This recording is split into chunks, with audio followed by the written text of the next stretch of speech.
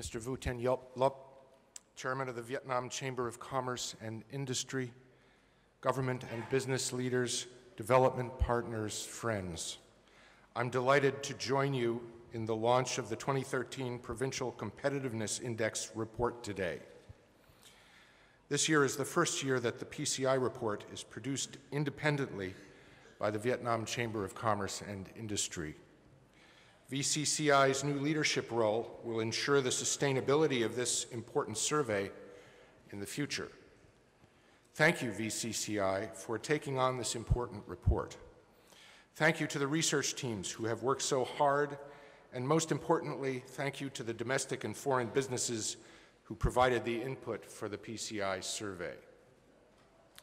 The PCI is a key policy tool because it amplifies the voice of entrepreneurs, the domestic private sector, and foreign invested firms. It was developed to help create a more competitive and transparent business environment. 9 years later, the PCI has played a large role in advancing economic governance in Vietnam. There are positive trends, particularly in facilitating new business entry.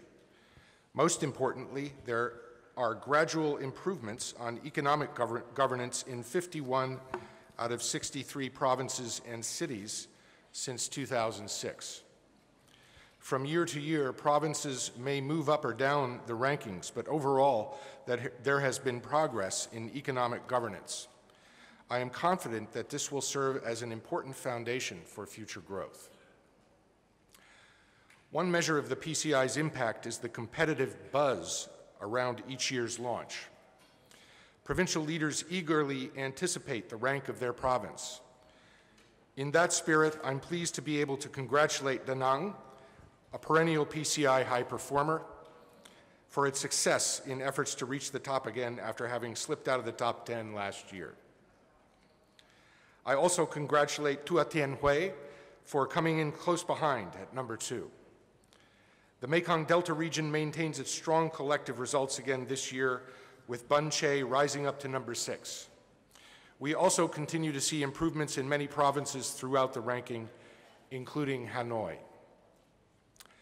Beyond the rankings, the real value of the PCI is the incentive it creates for the robust public-private dialogue that drives reform and the tangible changes that result, like improved business registration and reduced licensing requirements. For the first time, this year's report includes data that reveal trends in reform efforts, including where important challenges remain.